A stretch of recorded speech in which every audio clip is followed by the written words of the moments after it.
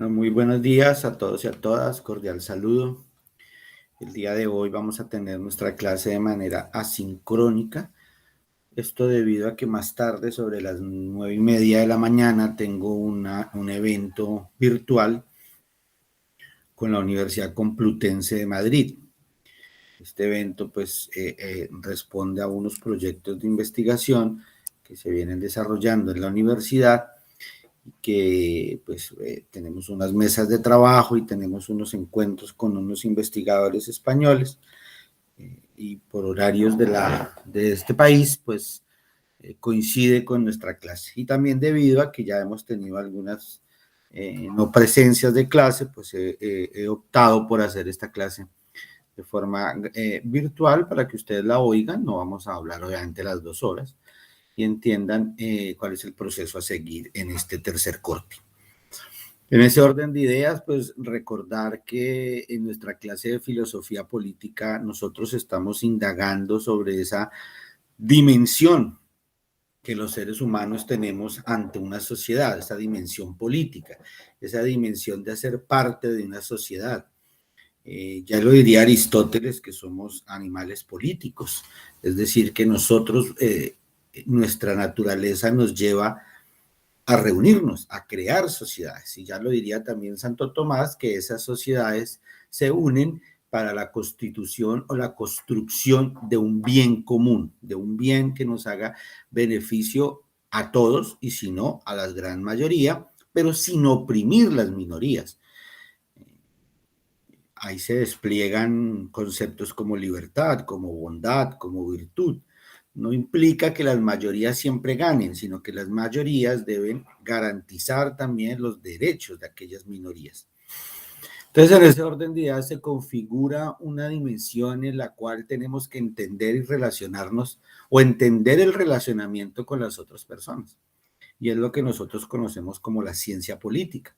Esas posibilidades epistemológicas que nos da comprender y entender no solamente los diferentes sistemas de gobierno, sino también entender esas formas de relacionamiento entre pares, entre seres humanos, entre humanos y naturaleza y entre humanos y medio ambiente. Entonces, en ese orden de ideas, lo primero que uno trabaja en una clase de filosofía política y que nosotros lo abordamos en nuestro primer corte tiene que ver con reconocernos como esas personas con una capacidad política, es decir, tenemos que reconocernos dentro de la dimensión de la autodeterminación, es decir, conocernos y reconocernos sobre quiénes somos. Por eso trabajamos 3 niveles del reconocimiento político. El primero son los sujetos políticos, es decir, que entender que al ser parte de una sociedad, de un conjunto, de un barrio, de un país, de una universidad, de una facultad, pues hay unas diferentes condiciones que se consideran comunes y particulares, y que se mezclan entre ellas para configurarnos como algo que somos. Ser estudiantes de una universidad es un universo muy grande, pero implica que son aquellas personas que están cursando un programa académico, formal o no formal, dentro de una institución educativa. Ser estudiante de la Universidad de Santo Tomás ya genera otras características, ya no solo esas que dijimos, sino que además tiene una matrícula y desarrolla ese ejercicio educativo, formal o no formal, dentro de una institución educativa en particular, que es la Universidad de Santo Tomás. Pero si yo además digo de facultad de Derecho, pues ya tiene otras facultades, otras capacidades, otras características. Así el sujeto político va entendiendo que hace parte de diferentes establecimientos y diferentes estructuras sociales, desde la familia, desde el núcleo más próximo a uno, a las amistades, a los amigos, a los diferentes tipos de amigos que puedo tener, ¿no? Los de la universidad, los del barrio, los de la infancia, algunas veces pueden ser los mismos, los del trabajo, la sociedad, el barrio, la comuna, la ciudad, el país, la región, el mundo. Entonces yo me voy entendiendo como un sujeto político y el sujeto político entonces también es entendido y nosotros en la clase lo vimos así como características propias de una edad y de una condición sociopolítica. Entonces en este caso nosotros nos entendimos como jóvenes, como sujetos políticos. Los jóvenes donde se cargan los futuros de las ciudades, los jóvenes a los cuales se les carga el futuro de sus familias, de sus universidades, de sus colegios, de su barrio, de su ciudad, de su país, del mundo entero, pero que al mismo tiempo viven unas necesidades de autodeterminarse. ¿Quién significa ser joven? ¿Qué música oigo? ¿Por qué me he visto de esta manera? ¿Cómo liberarme de algunas cadenas de la sociedad del consumo, de esas sociedades hostigantes que me piden o me llaman comportarme de una manera especial y que cohiben y contraen mis verdaderos sueños, en esa lucha constante entre el presente, entre el futuro, entre la necesidad de reconocerme desde el pasado, desde la memoria, es que viven los jóvenes. Esos jóvenes que ya se entienden en esa dinámica, en esa necesidad de romper cadenas y de luchas, pues algunos generan agenciamientos políticos, que es el segundo nivel. Es aquel joven que ya se compromete con una lucha política, la vuelve propia, la vuelve de su propia vida y esa lucha lo termina determinando. Es una lucha por el poder y una lucha por la determinación. Pusimos muchos ejemplos, las personas animalistas, las personas que tienen una condición de lucha hacia los derechos de los animales, en su vida viven esa lucha, es decir, a veces en las casas ellos adoptan sus animales, ellos a veces se vuelven personas de refugio de los animales, de cuidado, y en la calle o en la sociedad hacia afuera de su casa, pues representan esas luchas, van a marchas, hacen lo posible porque los animales sufran lo menos posible, se indignan ante el daño de algún animal y esa lucha la convierten en un agenciamiento, se comprometen, independiente que estudien derecho, ingeniería ambiental, psicología, hacen que la lucha hacia los derechos de los animales sea una lucha propia y que las demás personas reconozcan esos derechos y esos posibles. Bueno, así con la alimentación, con el veganismo, los vegetarianos, los de comida saludable, los de comida fitness, los que hacen deporte, los running, los que corren, los que montan bicicleta, los de patines, con la música, con el compromiso político, con los que ya empiezan a hacer camino de la política y de la participación, con la sociedad del consumo, con el respeto hacia los derechos de las mujeres, con la superación de la pobreza, bueno, con múltiples causas que los jóvenes hoy en día hacen propias y las convierten en una razón de vida, en su razón de vida, para pasar ya al tercer escalón, que fue los ciudadanos políticos, ¿no? Aquellas personas que ya se reconocen dentro de una sociedad, sujeto político, que hacen unas luchas por la identidad y el reconocimiento, agentes políticos, y terminan alterando, modificando, transformando los lineamientos y los cuadros normativos y de leyes hacia sus luchas. Crean, ayudan al cambio de pensamiento político, a la modificación de las leyes, a la creación de leyes. Si volvemos al mismo ejemplo de los animalistas, pues hoy ya hace parte de las contravenciones del Código de Policía, maltratar a un animal, dejar el popó por ahí de un animal, todas estas vejámenes que antes como sociedad cometíamos y que no es que estuvieran bien, sino que no estaban normalizadas, pero no estaban bajo una ley normativa, sino una posibilidad de que los animales también fueran sujetos de derechos. Hoy ya lo están y entonces hoy ya hacen parte del conjunto de leyes y normas que nos regulan. Ese último estadio es el estadio de la transformación, a donde llegan muy pocos, a donde logran los comerciantes crear leyes que puedan incentivar el comercio, los empresarios, grupos juveniles que logran que los gobiernos abran las posibilidades de la participación política de los jóvenes. Grupos de estudiantes que logran que se cambien las normativas sobre la ley y sobre la educación gratuita. Los mismos que han logrado conseguir y complementar normas y discusiones normativas y leyes sobre los derechos de los animales. Ese es el ciudadano político, el que ya no solamente se convierte en una lucha personal todas estas causas, sino que la convierte y la magnifica hacia la sociedad. Ya después en el segundo corte vimos 3 escenarios donde esos ciudadanos políticos, esos agentes políticos o esos sujetos políticos pueden entenderse y manejarse, ese teatro, ese escenario que nosotros llamamos la cosa política. Entonces el primer escenario donde hoy muchos jóvenes están haciendo cargo de sus vidas, de las vidas de otros y de entender la comunidad, es el desarrollo sostenible. Y se basan en ese cumplimiento de los retos de los objetivos de desarrollo sostenible. Entonces tenemos jóvenes comprometidos con esos 17 y si ustedes van a esos 17 objetivos de desarrollo sostenible, pero si ustedes quieren profundizar, también buscan el proyecto Millennium, el Millennium Project, donde se amplían un poco más las condiciones para poder establecernos sosteniblemente en un planeta. Entonces tenemos ya se convierten no en sujetos, no en agentes, no en ciudadanos, sino en líderes, jóvenes líderes del cambio climático, líderes por el desarrollo sostenible, líderes por el cuidado de la naturaleza, líderes del agua.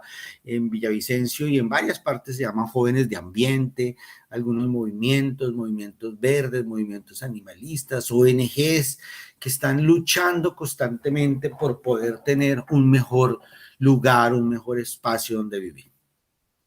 También esa cosa política la vimos dentro del goce de derechos, no solamente los que enmarca la Carta de los Derechos Humanos, sino todos esos derechos que por constitución, que por ley, que por luchas políticas hemos tenido. Entonces vemos jóvenes comprometidos con unas condiciones dignas para el trabajo, con una mejora en la educación, como mejor acceso a la salud, como el respeto hacia las libertades, hacia la libertad de género, hacia la libertad de expresión, la libertad política, hacia las libertades estéticas. Entonces jóvenes que se comprometen a vivir intensamente la libertad. Y la libertad la entendemos como esa posibilidad de gozar de los derechos propios, los derechos humanos, los derechos civiles, pero también de otros derechos que hago parte por hacer parte, por pertenecer, perdón, a minorías o a condiciones políticas especiales de ciudadanía.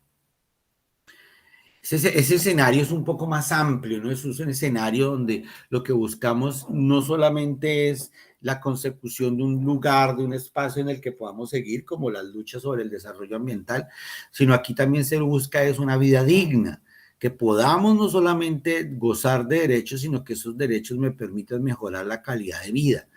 Y como diría un pensador, un intelectual, Manfred Max Neef, un desarrollo a escala humana. Que el desarrollo no solo se vea en los edificios, en las casas, en los carros, sino que las personas puedan cada vez desarrollar más su humanidad y cada vez se puedan sentir mucho más realizados, sobre todo por ese goce de derechos. Que tengamos libertades, que tengamos posibilidades. Y eso nos conlleva a nuestro tercer escenario, el último que trabajamos, que era la cosa política sobre la construcción de paz. Entonces entienden los jóvenes que no basta solo con un buen ambiente, con un medio ambiente cuidado, con una naturaleza y con una posibilidad, sino que hay que manejarse bajo las líneas del respeto, de los derechos, del goce, de las libertades, pero también ahí se dan cuenta que es necesario que vivamos en sociedades en paz. Y los jóvenes nos han llegado a entender y nos han mostrado que la paz no es solamente el silenciamiento de los fusiles. Y vemos que la construcción de paz tiene que ver con las posibilidades de imaginación, de libertad de crear mundos posibles y que esos mundos posibles sean reales. que podamos vivir en paz, que podamos vivir no en guerras, pero que podamos superar la pobreza, que la dignidad y el reconocimiento estén presentes en cada uno de los habitantes, que no haya esa desigualdad, que no haya esa inequidad. Eso se convierte en las posibilidades de una construcción de paz. Bueno, ahí quedamos en la construcción de paz y eso es lo que nos abre la puerta a este tercer corte. En este tercer corte, nosotros vamos a trabajar también lo que se ha llamado como la cátedra de paz.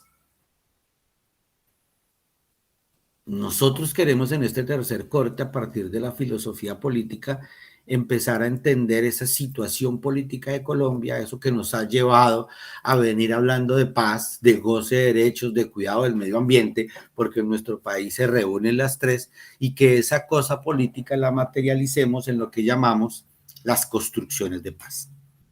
Pero para poder construir paz en Colombia, es necesario que nosotros reconstruyamos la memoria del conflicto, que sepamos qué fue lo que pasó. Para eso nosotros ya iniciamos, nosotros vimos un documental que se llamaba No hubo tiempo para la tristeza. Ese documental hace parte del gran informe que el Centro Nacional de Memoria Histórica sobre el 2016-2017 entregó y que se llama Basta Ya, Colombia, Memorias de Guerra y de Dignidad. El preámbulo, y me permito leerlo, dice: este informe no es una narrativa sobre un pasado remoto, sino sobre una realidad anclada en nuestro presente. Es un relato que se aparta explícitamente por convicción y por mandato legal de la idea de una memoria oficial del conflicto armado. Lejos de pretender erigirse en un corpus de verdades cerradas, quiere ser elemento de reflexión para un debate social y político abierto. El país está pendiente de construir una memoria legítima, que no consensuada, en la cual se incorporen especialmente las diferencias, los contradictores, sus posturas y sus responsabilidades, y además se reconozca a las víctimas. El informe es un momento, una voz en la concurrida audiencia de los diálogos de memoria que se han venido realizando en las últimas décadas. Es el basta ya de una sociedad agobiada por su pasado, pero esperanzada por su porvenir. Nosotros vamos a trabajar el informe de basta ya. Ya más adelante les dejo por el aula virtual todo el informe y todo. Entonces el informe de Basta Ya es un informe muy grande, muy largo, es un informe casi de 400 palabras, vamos a trabajar algunas de esas, va a ser nuestros 3 textos que vamos a tener. Nuestro primer texto va a ser el informe Basta Ya, nuestro segundo texto va a ser el acuerdo de paz que firmamos en el 2016 y nuestro tercer texto es uno que ustedes ahí tienen, que no sé si ya lo leyeron, espero que sí, que es sobre las epistemologías del sur, un texto que pusimos al inicio del segundo corte. Eso quiere decir que en este tercer corte vamos a leer, vamos a gastar tiempo en leer, en comprender. Ya no vamos a desarrollar tantos talleres como en el segundo corte, pues porque ya no me interesa la acción política, que era escribir, sino que ahora me interesa más la reflexión, el cambio de chip, por decirlo así, y que podamos ir interiorizando estas memorias de guerra y de dignidad. En este orden de ideas, esta primera clase la vamos a dividir en la explicación que yo voy a hacer del primer capítulo, que se llama Una guerra prolongada y degradada, dimensiones y modalidades de la violencia. Yo hago el preámbulo de este capítulo y lo que vamos a pedir es que durante el resto de la clase de hoy ustedes avancen en la lectura del primer capítulo. Son 101 hojas, ese primer capítulo está bien largo, entonces la idea es que gastemos esta hora y la hora, ya después el viernes nos vemos en clase y yo también les daré un espacio, pero que esta semana agotemos el capítulo 1. Ese capítulo 1, ¿de qué habla? Ese capítulo 1 de lo que habla es en que entendamos, que logremos comprender el conflicto armado en Colombia. Es que nuestro conflicto no es fácil. No basta con decir que nosotros tuvimos guerra y que esa guerra era entre dos bandos o entre tres, paramilitares, guerrilla y Estado, sino que tenemos que irnos dando cuenta de las afectaciones, las humillaciones, las diferentes acciones que dieron pie a la construcción de un conflicto armado en Colombia que aún está vigente, que nosotros firmamos un acuerdo de paz, pero que ese acuerdo de paz sigue con la necesidad de que sea implementado, o si no, las violencias y el conflicto que hemos tenido va a estar siempre prolongado. Entonces vamos a hacer una presentación que tiene que ver con eso, con las dimensiones, características y responsabilidades del conflicto armado en Colombia. Lo primero es que tenemos que entender que el conflicto armado en Colombia tiene tres características que curiosamente no se repiten en ninguno de los otros países en los cuales ha existido conflictos armados. Nosotros en una clase los vimos, ¿no? Todas estas memorias de la atrocidad, de la guerra, de la injuria, de la calumnia, de la humillación que hemos hecho en la historia de la humanidad. Vimos el holocausto nazi, vimos ejercicios como la bomba de Hiroshima, vimos ejemplos como fue la guerra en Ucrania o como ha sido la exterminación de indígenas en Nicaragua y en El Salvador. Sin embargo, el conflicto en Colombia ha tenido tres grandes características que lo han hecho ser un conflicto diferente, único, interesante en el sentido de analizar el origen de este conflicto. Lo primero es que nosotros tenemos un conflicto armado cambiante. No ha sido el mismo. No podemos decir como en Ruanda, que era el conflicto entre dos tribus, entre dos facciones, y hasta que una acabara la otra, ¿no? Nuestro conflicto ha sido cambiante, surge en un país que también va pasándose de ser un país eminentemente rural, con muy pocas ciudades y las que habían muy pequeñas en densidad, a un país urbano. Entonces la guerra ha venido mutando entre lo rural, lo urbano, lo urbano, lo rural. También vivimos un conflicto en medio del tránsito entre los polos de desarrollo del centro a la periferia.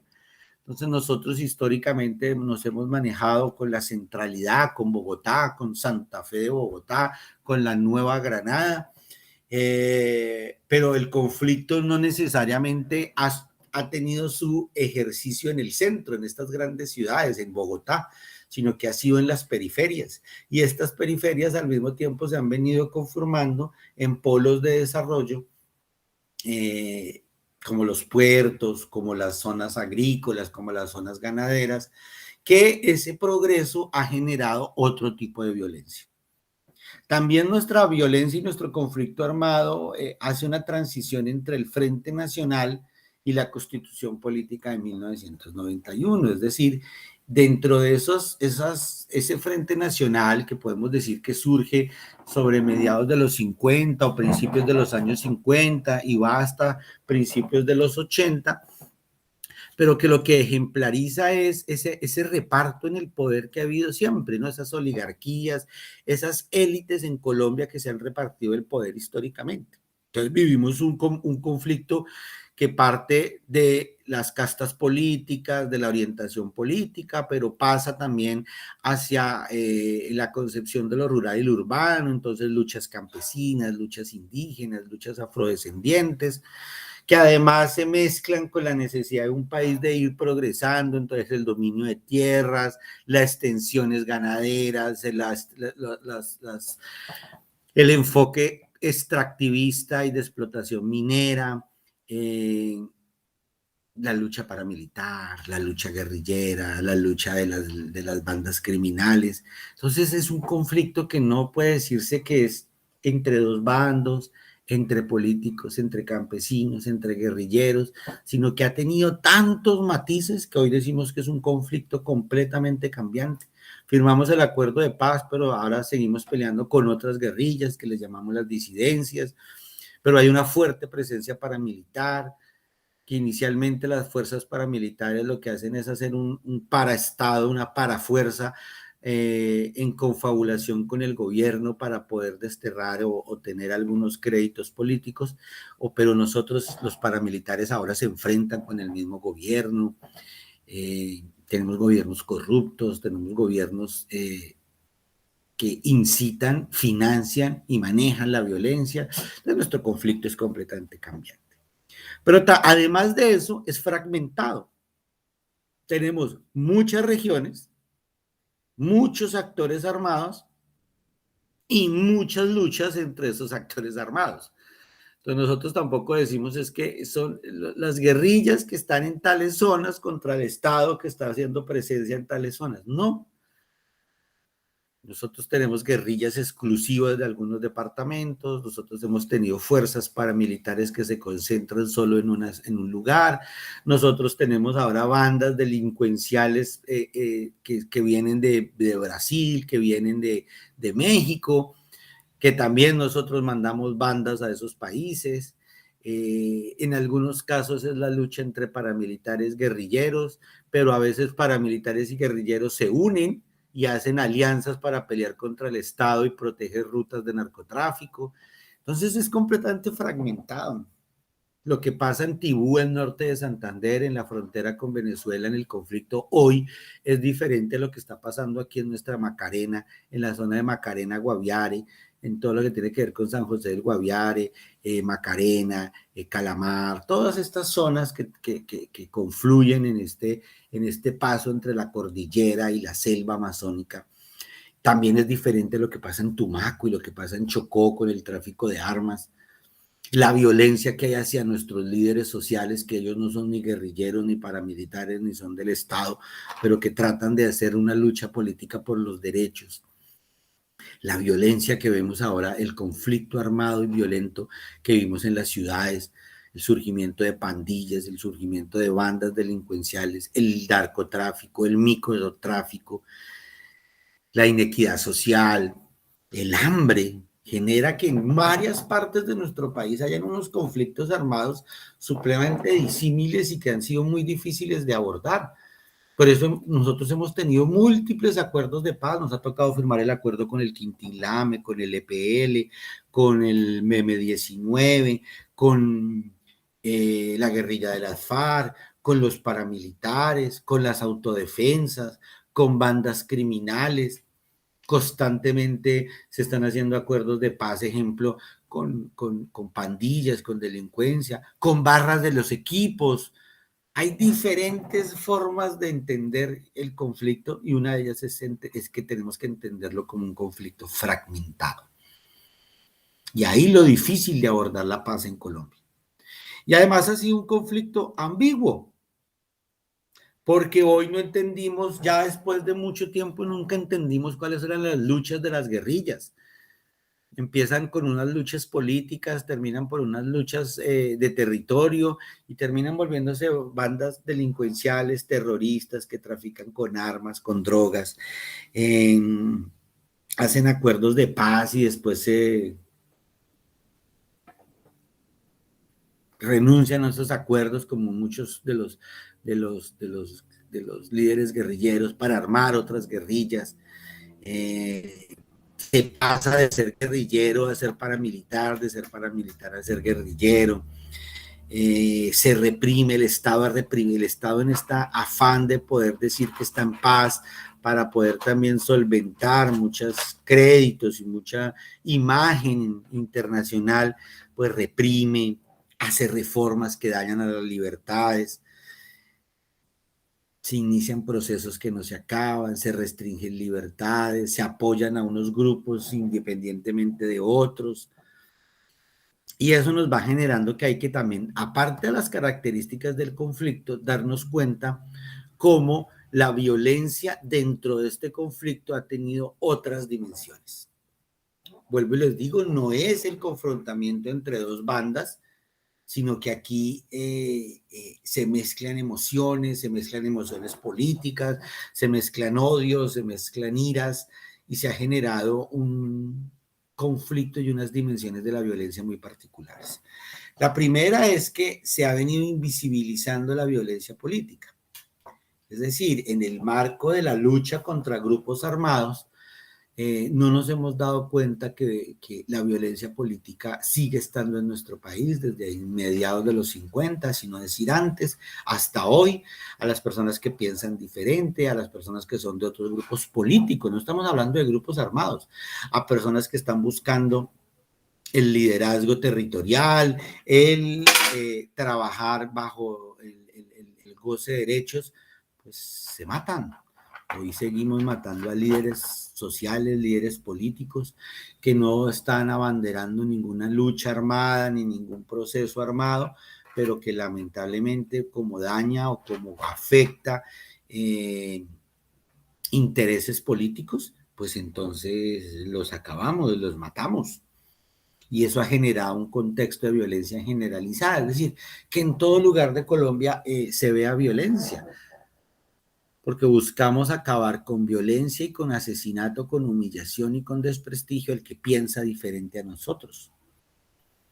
También tenemos una violencia de alta frecuencia y de bajo perfil, es decir, una violencia constante, que no genera noticias ni titulares, pero que está ahí, una violencia psicológica, una violencia verbal, una violencia de clase, una violencia económica, una violencia hacia la mujer, que no genera noticias, ¿no? Que no genera titulares, que no genera grandes música de fondo diciendo que pasó algo, y está ahí. La violencia en los colegios, la violencia en las familias, la violencia en las universidades, la violencia en el barrio, la violencia en las relaciones amorosas, en las relaciones de pareja. Eso es una constante vivir en violencia que nos vamos acostumbrando. Entonces, a lo que llamamos una violencia de alta frecuencia, pero de bajo perfil. Y al mismo tiempo tenemos una violencia de alto impacto local y regional, pero de baja resonancia nacional. Nosotros ahorita en este momento, en la zona de Barbacoas, en Nariño, cercana a Tumaco, en toda esta zona que confluye entre la montaña y el mar Pacífico, el océano Pacífico, hay una violencia impresionante. Vienen desde hace 2 años desplazándose cientos y cientos de familias. Hay una violencia, hay muerte, hay masacres. Y aunque genera titulares, pareciese que no nos importa, ¿no? Como que eso no es mío, esas luchas no son mías, todo esto que está pasando hoy en el Putumayo, nuevamente la presencia de grupos armados, asesinatos, masacres, pero pues al resto del país no le importa, no nos importa lo que está pasando ahí, la pobreza ramplante y general que se está viviendo en el Caribe colombiano. A veces en estas zonas de los llanos como que no. Lo mismo lo que pasa en los llanos, a veces en otros lados como que no suena. El anonimato de las víctimas y los engranajes de la vida cotidiana. Nos acostumbramos a oír cosas como dado de baja, asesinado, 3 asesinatos, 4 asesinatos, 5 dados de baja. Y vamos teniendo un anonimato a las víctimas. Mataron estudiantes. Hoy nos damos cuenta por investigaciones que han hecho entes internacionales que había un plan sistemático del gobierno y de algunas personas de las Fuerzas Armadas y policiales para acabar y asesinar jóvenes en medio de las protestas. Esos jóvenes tienen nombre: Jason, Byron, Dylan, Lucas, María, Juana, Juliana. Pero son anónimos, ¿no? No les ponemos nombres, no los reconocemos. Nos olvidamos de las víctimas, al olvidarnos de las víctimas normalizamos la violencia y entonces para nosotros es un muerto más, un asesinato más, un robo. Ya. Sigue el ensañamiento contra la participación social y política, las responsabilidades de los actores armados. Todos los actores armados en Colombia han sido crueles con la población civil. lo han hecho de manera diferente, pero todos han sido crueles. Y eso ha venido dando unas cifras. Ejemplo, lo primero, cuando hablamos de un conflicto armado en un contexto de violencia generalizada, estamos hablando que solo en la época entre 1958 y 2012, o sea, estamos hablando de cifras todavía de hace 9 años, teníamos más de 771.998 homicidios comunes y 218.094 homicidios políticos.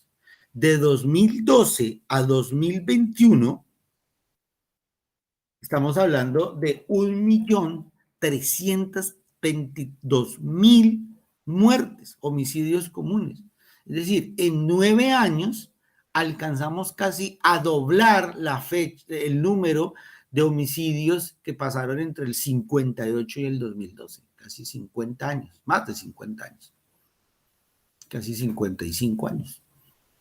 En 9 años duplicamos lo que pasó en 55 años de conflicto en Colombia. Y de 218.094 homicidios políticos, al día de hoy tenemos más de 500.000 homicidios políticos. También lo doblamos en 9 años. En 9 años de tránsito entre un gobierno que estaba firmando la paz y otro gobierno que sube, que es el actual, que dice que esa paz no era la real. Nosotros no hemos bajado el número de homicidios comunes o de homicidios políticos en Colombia. Nosotros no podemos decir que estamos en paz. Nosotros cada vez seguimos subiendo y subiendo y subiendo. Se nos está volviendo la violencia algo normal. De esos muertos que estamos hablando, el 19% equivale a muertos en combate, no más, entre diferentes grupos armados legales e ilegales. Y el 81% equivale a muertos civiles en ciudades, en campos, en ruralidad, a través de masacres, de secuestros, de asesinatos selectivos. Entonces, estamos acostumbrándonos a que en cualquier esquina podemos encontrar la muerte. De los combatientes que han muerto en el conflicto armado, 6,3 llamados bandoleros, por allá en la época de los 50. El solo 2,6% es de guerrillas y grupos paramilitares. O sea, cuando se unen, ¿no?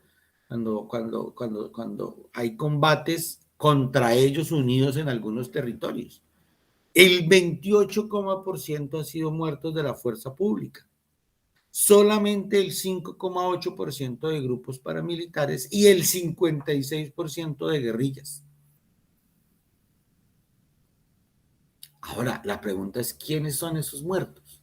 Esos muertos son jóvenes, jóvenes que han sido históricamente llevados a la guerra, a grupos armados, a la guerrilla, a los grupos paramilitares, jóvenes que los mandan a prestar servicio militar obligatorio, que son los que terminan en estos cuadros de guerra, en las selvas, dando disparos y matándose entre jóvenes. Esos son nuestras víctimas en cuanto combatientes. Modalidades de violencia que vive en Colombia, bueno, ya ahorita los miramos. Pero entre los que están acá, secuestros. Nosotros el secuestro lo hemos vuelto un arma violenta. Secuestramos para torturar, secuestramos para pedir dinero, secuestramos a veces para matar, pedir el dinero, pero pues ya como lo maté, nunca estábamos interesados en devolver la víctima. Ataques a bienes civiles, asesinatos selectivos, atentados terroristas, acciones bélicas, violencia sexual, masacres, desapariciones forzadas, minas, desplazamientos forzados, reclutamiento ilícito. Nos hemos dado cuenta, como les estaba hablando, miren cómo se recrudece la violencia entre 1995 y el 2010. Es lo que se llama el agravamiento de la violencia. Es esta época del gobierno del señor Álvaro Uribe Vélez. Cuando ya se empieza a hablar del proceso de paz, hay una disminución notable. Si ustedes ven hoy las cifras de la violencia, otra vez estamos llegando a puntos sobre agravamiento de la violencia nuevamente. No alcanzamos a vivir 2 años en paz, donde estos indicadores llegaron casi que al piso.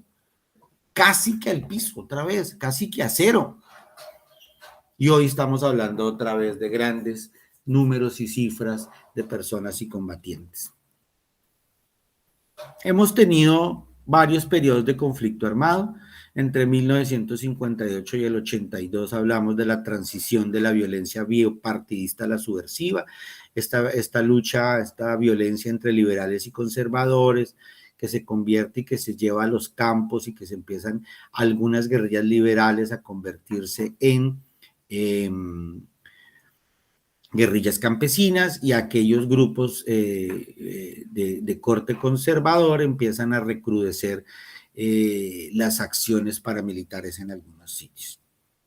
Entre 1982 y 1996, la expansión de las guerrillas, el surgimiento de los grupos paramilitares, las políticas de paz y sobre todo el narcotráfico. Es esta época de los carteles de la droga que utilizan las guerrillas y a los grupos paramilitares como ejércitos personales y que por intereses para el narcotráfico, que nos ha hecho tanto daño, lo que han llamado algunos historiadores, esa cultura traqueta que surge en esta época y que hoy todavía está, se recrudece la violencia. Pero es sobre 1996 y 2005 que gobiernos empiezan a decirnos que la mejor forma de acabar con la violencia es con más violencia. Entonces se recrudece la violencia, el gobierno entra como un actor fuerte armado, se profesionalizan las Fuerzas Armadas, se compran armas y se empieza a hacer una escalada violenta hacia los violentos que no termina acabando con la violencia, sino recrudeciendo. Se fortalecen las guerrillas, se fortalecen los grupos paramilitares, se fortalece el Estado, por ende se fortalece la guerra y se intensifica.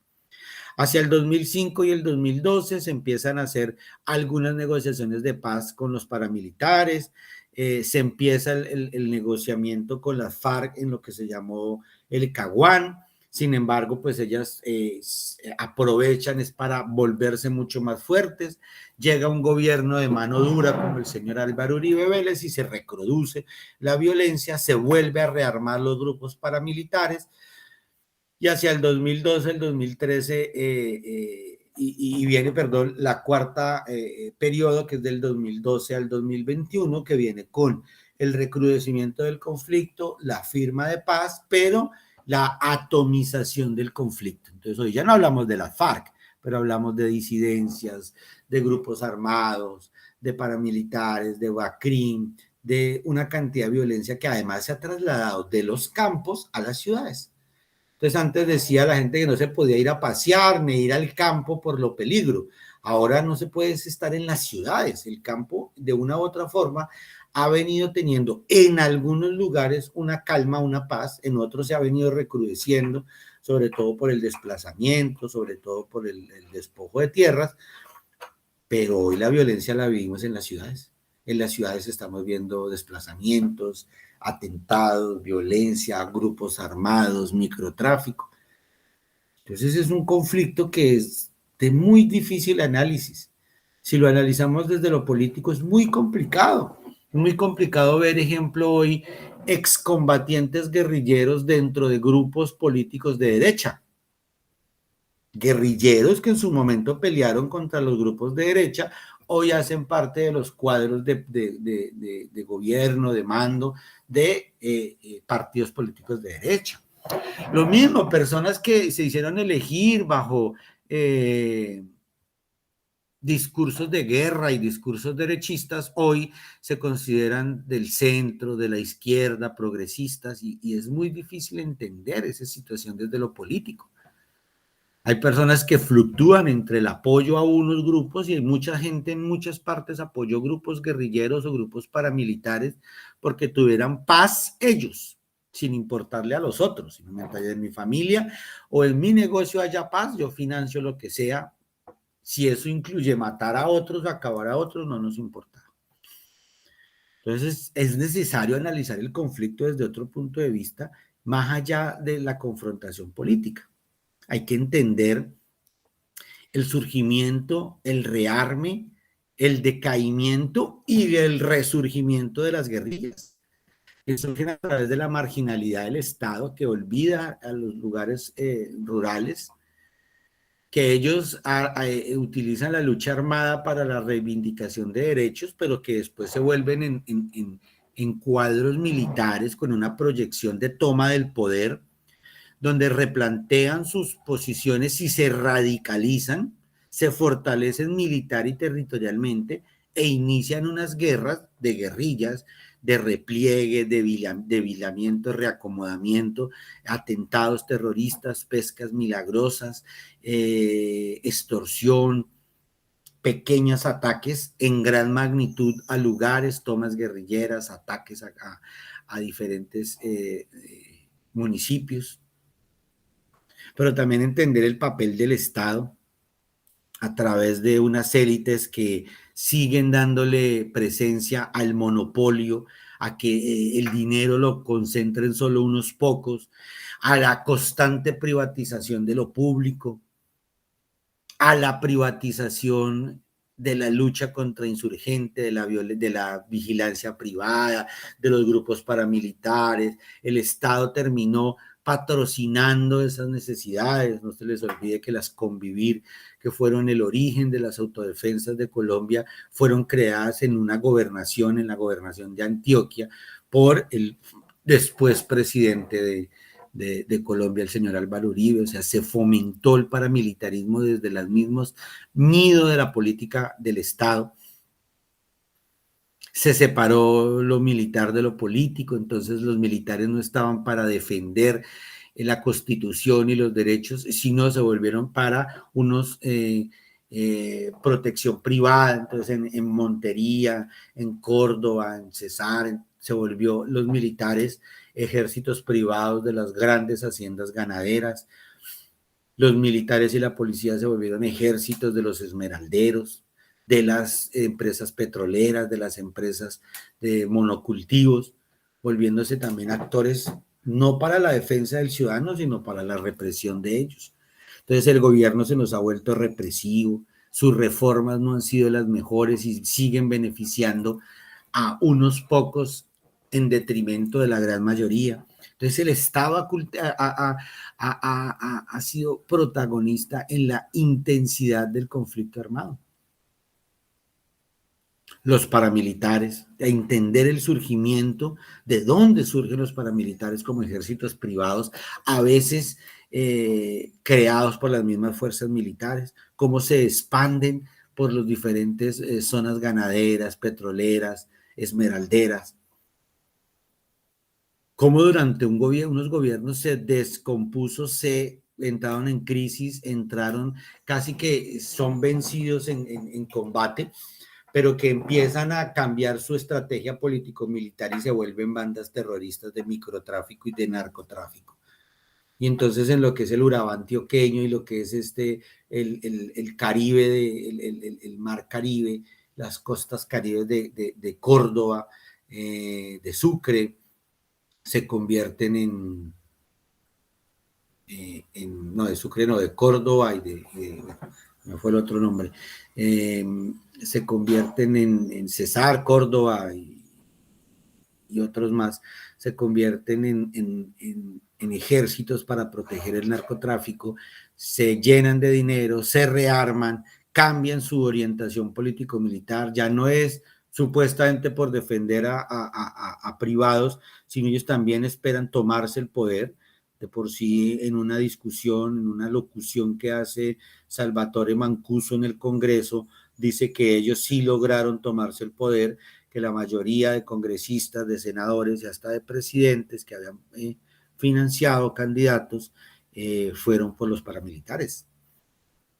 Entender qué pasó con esa negociación política fallida y cómo se rearmaron estos grupos paramilitares y cómo han venido expandiéndose y politizándose en Colombia.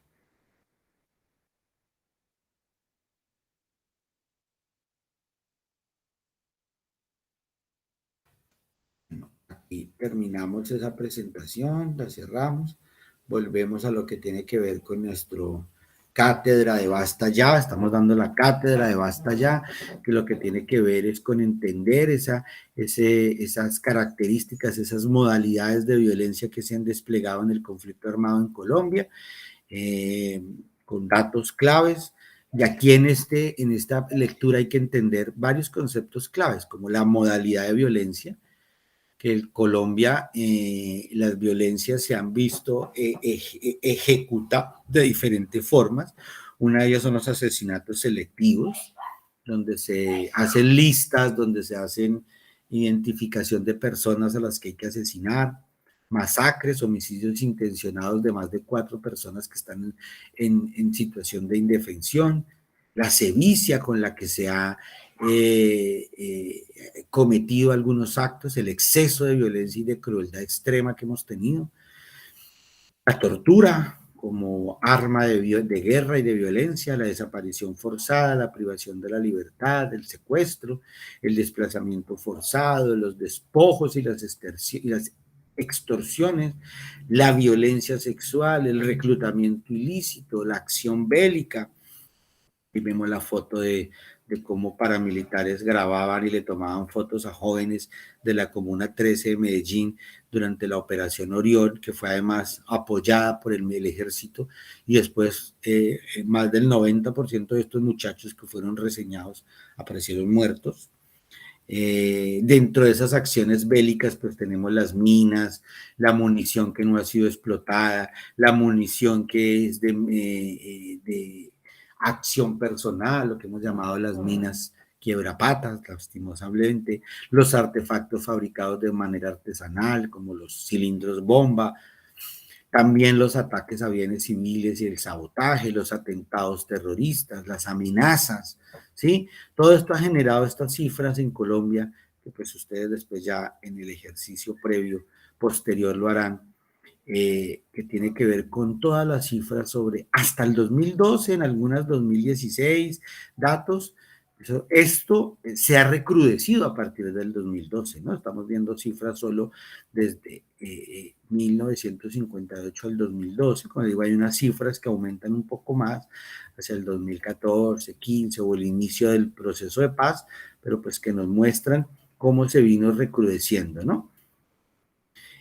La violencia en nuestras situaciones. Entonces, tenemos unas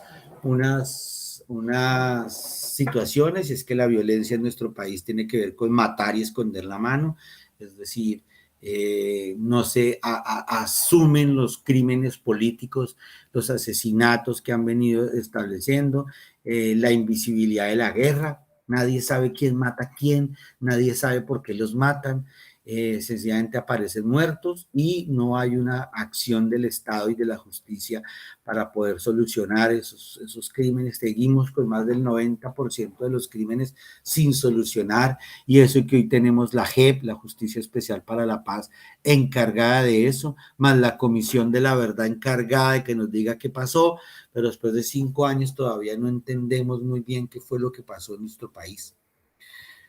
¿Cuál era la intención de secuestrar, desterrar, destruir, violar y reclutar? Que los grupos armados nos digan qué fue lo que de verdad pasó, por qué hicieron lo que hicieron, por qué nos llevaron, mire esa muestra de, de minas antipersona que hay al lado, a 20 metros de una escuela. Es la razón de haber atentado tan fuerte y con tanta sevicia contra la población civil. Entender la crueldad, entender cómo hemos sido crueles desde los actores políticos, desde el Estado, desde los paramilitares, desde los guerrilleros, desde los grupos armados ilegales de las ciudades, porque somos tan crueles con la población civil y porque hemos sido, perdónenme la palabra, tan creativos en generar unos tipos de muerte y de sevicia que ni en las películas de Hollywood pues son capaces de ver. Entonces tenemos este primer módulo que tiene que ver con el ejercicio de estas partes, estos que estoy aquí pasando rápido, los trabajaremos en la otra clase. En esta lo que damos es un inicio a lo que es la condición política, y esa condición política encarnada en una violencia de Estado. necesitamos empezar a materializar el informe Basta Ya. De verdad, el Basta Ya debe dejar de ser una frase y convertirse en una premisa de vida. Basta ya. Debemos de dejar de materializar, normalizar y realizar tipos de violencia en nuestro país. Entonces, con esta introducción, la idea es que ustedes, el resto de la clase, por favor, en el aula encuentran el informe y empecemos a leer el capítulo 1. ¿Sí? La próxima clase del viernes, ya nos vemos, ya no tengo yo actividad externa, nos vemos, ya sea virtual o en clase, el viernes en la mañana. Termino la presentación del módulo 1 de la cátedra Basta Ya y ustedes terminan el ejercicio de la lectura. La idea, lo van a tener a ustedes ahí en clase, es que el próximo martes, de hoy en 8, nosotros hagamos una mesa de trabajo, una mesa virtual, pues, o presencial, el próximo martes, y vamos a ustedes, yo haré estas preguntas, las van a tener en el aula, yo haré estas preguntas, y vamos a buscar y que ustedes debatan y que podamos hacer un debate. ¿Con qué fines o por qué motivos los actores armados atacan a la población civil o han venido atacando a la población civil? ¿Cuáles son los tipos básicos de relación entre paramilitares y población civil que se plantean en el informe Basta Ya? ¿Cuáles son los tipos básicos de relación entre guerrilleros y población civil que se plantean en el informe? ¿Es posible establecer responsabilidades diferenciadas de los actores armados en la victimación de la población? Identifíquelas y caracterícelas. ¿Por qué se afirma que el conflicto armado interno en Colombia ha sido de alta frecuencia y de baja intensidad? Estas 4 preguntas no hay que contestarlas en una hoja ni nada, las haremos en el debate y a medida de su lectura, que hicieron este debate es dentro de 8 días, ahí generaremos nuestra primera nota del tercer corte con la participación de ustedes. Haremos una estrategia para que puedan participar todos, pero pues para eso habrá que leerse el capítulo 1 del informe y haber garantizado haber terminado de ver el informe del documental. No hubo tiempo para la tristeza. Entonces, el resto de clase empiezan a leer el capítulo. Nos vemos en la clase del viernes. Nuevamente, muchísimas gracias por su comprensión y con esto, pues, estamos. Yo estaré en un evento, como les digo, en la Universidad Complutense de Madrid. Es virtual, yo estoy aquí en la universidad, pero por WhatsApp, con mucho gusto, podemos contestar las dudas que tengan o por el mismo, el aula estará prendida, pero pues si quieren preguntar por ahí o algo, pero la clase ya quedó grabada. Entonces, muchísimas gracias, a sus correos les llegará.